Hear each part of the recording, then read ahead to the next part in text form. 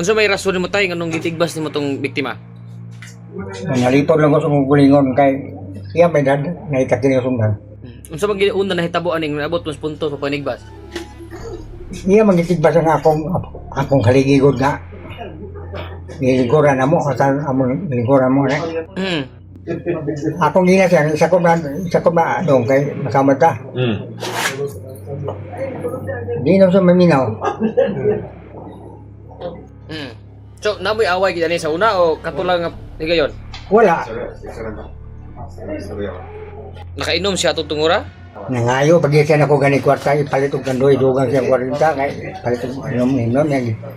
Magdugang pa siya at tindahan, itagana ko sa gato siya. Unya.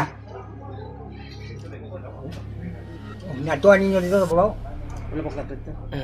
So, dugay na mo kailan ni yung kanimong na biktima? Bago pa man yan na. Pili pagindaro mo tay? Sige, so. 68. Pila ka higayon nimo sa gitigbas? Mora to ito, ganina rin ito po. Pila ka Unsa ito ba nga yang sundang mo yung nagamit nimo, nailog-lugar nimo yung sundang? Gibutang man niya. Hmm. Ako yung nga, isakob din mo sundan kay masama ta. Iwakli ba niya?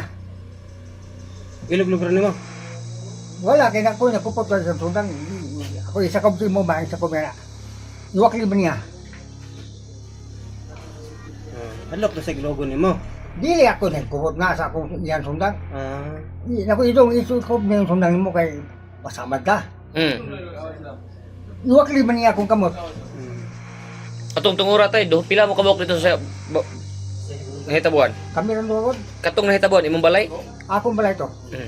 Unsa oras kita nahitabo? Itigbas niya, happy incident eh. Wa ako makasiguro to, malas city, kapin kong kulang to. Karon paging buntag ay. Sige tay.